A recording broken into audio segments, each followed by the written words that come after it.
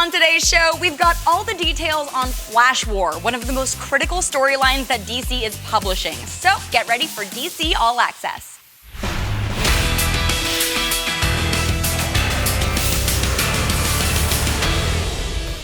Hey guys, I'm Whitney Moore, and it's time for DC Nation, where we get a sneak peek at the most vital comic book titles out this week.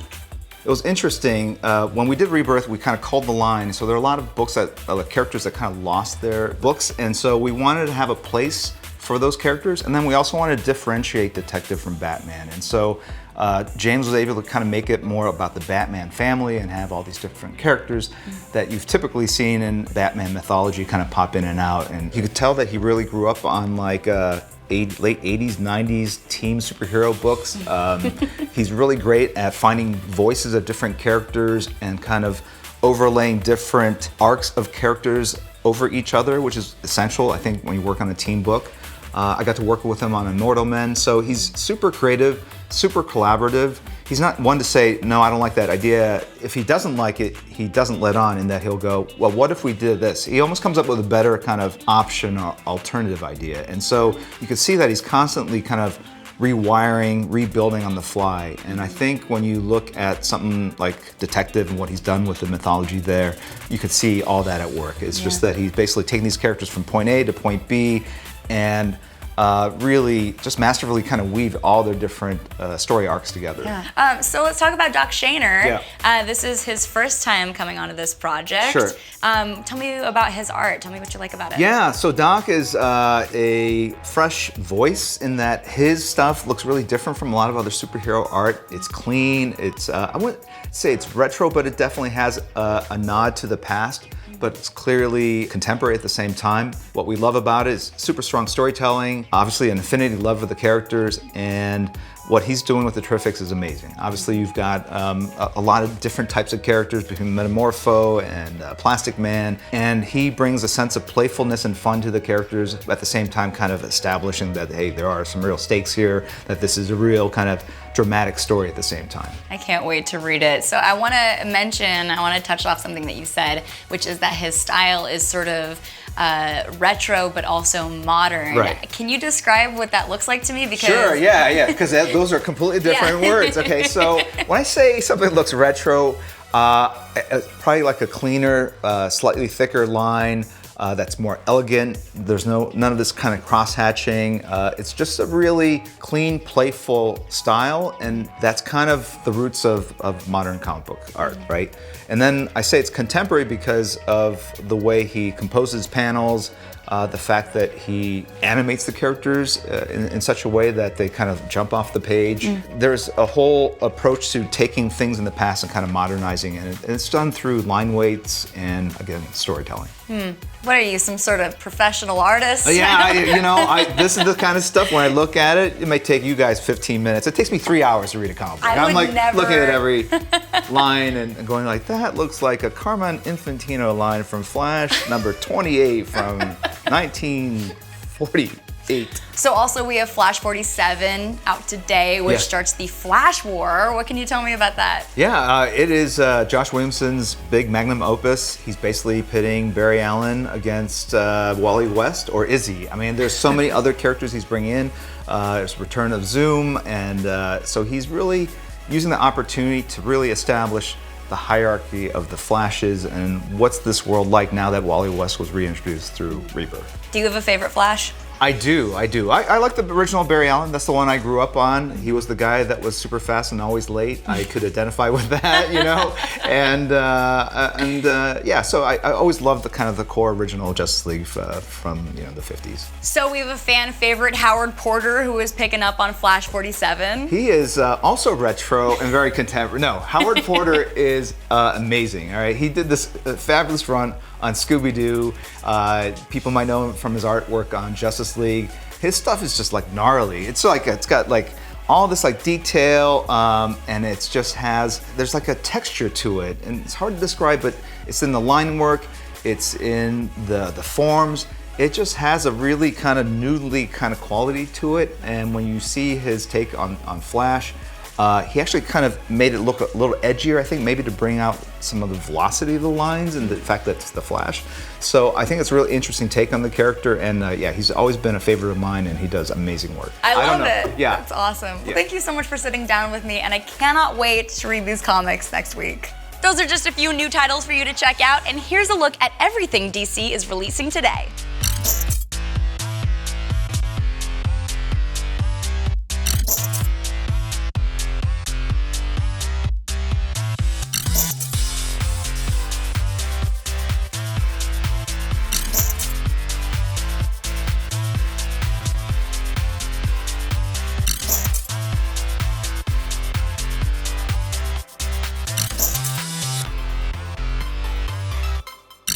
Now we've got some updates from the rest of the DC universe. On the TV side, Brainiac's plan to add Krypton to his collection of worlds comes to a head in the season finale called The Phantom Zone. Find out how it all ends tonight at 10 p.m. Eastern on Sci-Fi. Meanwhile, iZombie is wrapping up its 4th season of brain-eating and zombie smuggling, and the city of New Seattle is headed for a whole new state of chaos next Monday night on the CW. And finally, you can take a trip back in time with Supergirl, the Silver Age Omnibus Volume 2, which includes stories that have not been in print for decades. You can brush up on the history of the Girl of Steel right now. That's the news for now, but we'll be right back after the panel of the week. A blistering speedster battle is brewing in The Flash, and a new century-spanning story arc will push Barry Allen and Wally West partnership to the brink. We've got writer Joshua Williamson here to walk us through his plans for Flash War. In part one, we're continuing the story that has been kind of going on over the last year. About a year ago, Eobard Thawne, he had kidnapped Iris West and took her to the future because he wanted to torment Barry. In self-defense of those actions, Iris killed Eobard Thawne, and it kind of caused this rift in their relationship between Barry and Iris.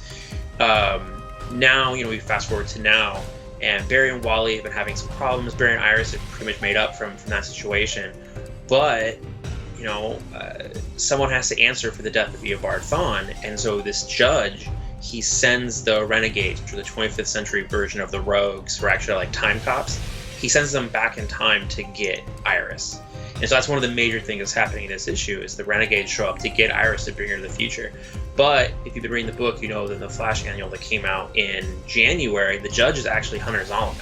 And this is all part of a big plan for Hunter to get revenge and really to teach, again, to teach a lesson to Barry and Wally. Hunter Zolomon is one of my favorite Flash villains ever since Jeff and Scott Collins did Blitz. When he was introduced as Hunter Zolomon, I feel like a sucker. I did not know he was going to be Zoom.